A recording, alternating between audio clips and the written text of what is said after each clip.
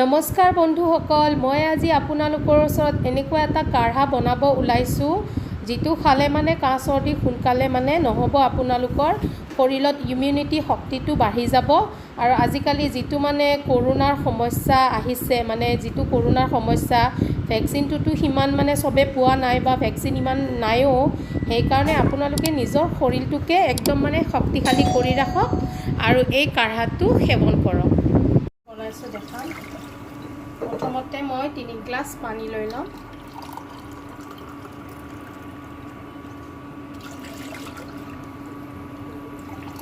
আমি প্ৰথমতে ইয়াতে ডালচেনি দি ল'লোঁ। ডালচেনিটো যিটো মানে আমাৰ কফ মানে হয়, সেই কফটো মানে হেৰি হোৱাত মানে সহায় কৰে, ৰিলিফ পোৱাত ডালচেনিৰ সেইটো কাম। আৰু ইয়াতে আমি দি দিম এতিয়া ইলাইচি। ইলাইচিটো মানে ঠাণ্ডাৰ কাৰণে বহুতে দিনত মানে চাহ বনাই খাব লাগে। আপোনালোকে ইলাইচি দি ঠাণ্ডাটো অলপ কমি যায়। আৰু আমি তাৰপাছত দিম ইয়াতে লং। এই লংটো দেখিছে, লং আমাৰ মানে কলগেট যিটো টুথপেষ্টতো থাকে, মুখৰ যিটো গোন্ধ ওলাই স্মেল, বেয়া গোন্ধটো মানে মাৰি দিয়ে। আৰু তুলসী পাত ইমিউনিটি বুষ্টাৰ হয়। তুলসী পাতত মানে বহুত ইমিউনিটি শক্তি থাকে, সেইকাৰণে খাব লাগে। আৰু দিলোঁ আদা। আদাটোক কফ হ'লে আদা মৌৱেৰে দিছিল বা হানিৰে দিছিল আমাৰ নানীহঁতে, সেইকাৰণে ইয়াতে আদাটোও দিব লাগে। গোটেইখিনি মিলি মানে এটা মানে একদম ধুনীয়া আপোনালোকৰ কাঢ়া হ'ব, যিটো মানে আপোনালোকক শক্তিশালী কৰি ৰাখিব। আৰু এইটো দিলোঁ মই আজৱাইন। এই গোটেইখিনি বস্তুৰ পৰা যিটো মানে গৰম আহিব, আজৱাইনটো আপোনালোকৰ পেটটো ঠাণ্ডা কৰি ৰাখিব। সেইকাৰণে ইয়াতে মই এচামুচ আজৱাইন দি দিলোঁ। এতিয়া গোটেইখিনি মই উতলাই ল'ম।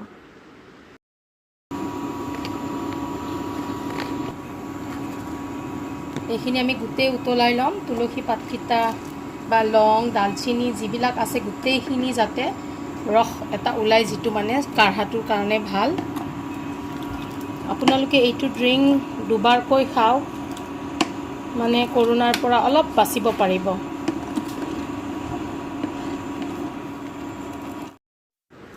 আৰু মই ইয়াতে দিম হালধি গুড়ি দিম আধা চামুচ, যিটো মানে এণ্টিবায়'টিক হিচাপে কাম কৰে। আৰু হাৰ্ট ডিজিজ হওক বা কেঞ্চাৰ, হালধিটো এণ্টিবায়'টিক হিচাপে মানে খালে ভাল। কেঁচা হালধি যদি তৰকাৰীও খায় খুবেই ভাল। হালধিটো জানেই আমাৰ মানে বহুত গুণাগুণ আছে হালধিত। এতিয়া ইয়াতে আমি গুড় মিঠৈ দি দিম। আপোনালোকে মৌ দিব পাৰে, কিন্তু মৌটো দিলে গৰমত নিদিব, নমাই কেনে দিব। গৰমত দিলে মৌটো ফাটি যায়, মানে খালে একো ফাইদা নহয়। সেইকাৰণে মৌ দিলে পিছত দিব। আৰু যদি আপোনালোকে এনেকুৱা গুড় মিঠৈ দিয়ে, ইয়াতে দিব পাৰে, উতলি থাকোঁতে দিব পাৰে। মই যেতিয়া মানে বাচ্ছাৰ কাহ চৰ্দি হয়, এইটো কাঢ়া বনাই খুৱাওঁ। বিশেষকৈ মানে বহুত ভাল পায়। ৰাতি যিটো মানে কাহি থাকে, সেইটো প্ৰব্লেম নাইকিয়া হৈ যায়। 1 কাপ খুৱাই দিব আপোনালোকে বাচ্ছাৰ যেতিয়া কাহ চৰ্দি হ'ব। দেখিব যে ৰাতি উঠি কাহি নাথাকিব, মানে শুব শান্তিত শুব পাৰিব বাচ্ছাই, বা ডাঙৰেও খাব পাৰে এইটো কাঢ়া। আৰু মোৰ ইয়াতে চাব পাৰে গছত কাউৰীয়ে বাঁহ সাজিছে পাকঘৰৰ একদম ওচৰত।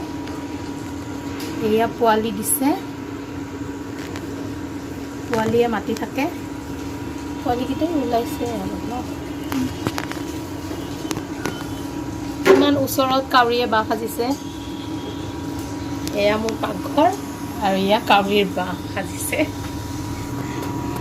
এইটো এতিয়া উতলি উতলি পানীটো কমিব লাগিব।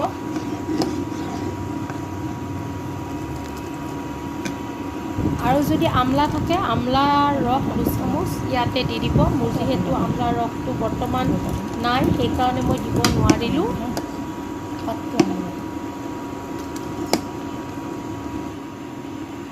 এয়া কৰোনাৰ দিনকেইটাত বিশেষকৈ আপোনালোকে বনাই কিনে খাওক আৰু বাচি থাকক। বাহিৰত নোলাব, মানে প্ৰয়োজন হ'লে ওলাব। আৰু মাস্ক, চেনিটাইজাৰ এইবিলাক কৰি থাকিব, যিহেতু মানে বহুত মানুহৰে প্ৰব্লেম হৈছে, কিমান মানুহ ঢুকাইছে। সেইকাৰণে আপোনালোকেও সাৱধান থাকক। দেখিছে মোৰ এয়া কাঢ়াৰ মানে ইমানলৈকে আছিল, এইটো কমিছে, চাব পাৰে। আধা গ্লাছ কমি গৈছে পূৰা। এতিয়া মই অফ কৰি দিম আৰু এইটো খোৱাৰ কাৰণে ৰেডি হৈ গ'ল কাঢ়াটো।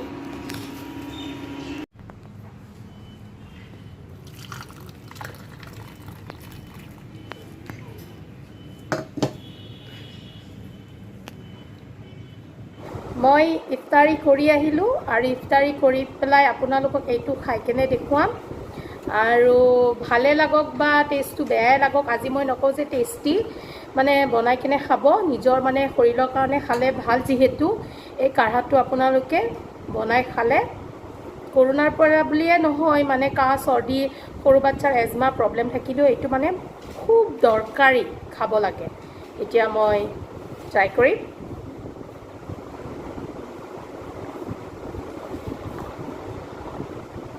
দেখিছে, মই এক ঢোক খাম বুলি ভাবি 3-4 ঢোক খাই দিলোঁ। মানে টেষ্টটো ভাল লাগিছে। যিহেতু তুলসী পাত আছে, আদা আছে, ইলাইচি আছে, লং আছে, স্মেলটো বহুত ধুনীয়া, খায়ো ভাল লাগিছে। আপোনালোকে এনেকুৱা বনাই কিনে খাব। আৰু আশা কৰিছোঁ এই কৰোণাৰ দিনকেইটাত সকলোৱে যাতে কুশলে থাকে আৰু মাস্কখন লগত লৈ থাকিব, পিন্ধিব বাহিৰত ওলাই গ'লে। যিহেতু 1000 টকা ফাইন, সেইটোও বুজি পাইছে। ফাইনটো বেলেগ কথা, আমাৰ নিজৰ শৰীৰৰ কাৰণে ভাল। বেমাৰটোতো দেখিছে কিমান মানে ভয়ংকৰ। সেইকাৰণে আপোনালোকে সকলোৱে হাতবিলাক চেনিটাইজ কৰিব আৰু বাহিৰৰ পৰা আহিলে মানে যিখিনি সাৱধানতা আজিকালিতো গোটেই মানুহবিলাকে মানে বুজিয়ে পায়।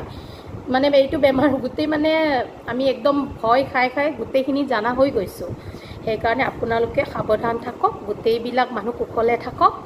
আৰু আমিও এই ৰমজান মাহত নামাজ পঢ়ি মানে দোৱা কৰিছোঁ যাতে সকলো বেমাৰ মানে আল্লাই যেনেকুৱাকৈ দিছে সেনেকুৱাকৈ লৈ যাব আৰু সকলোৱে সুখত থাকক।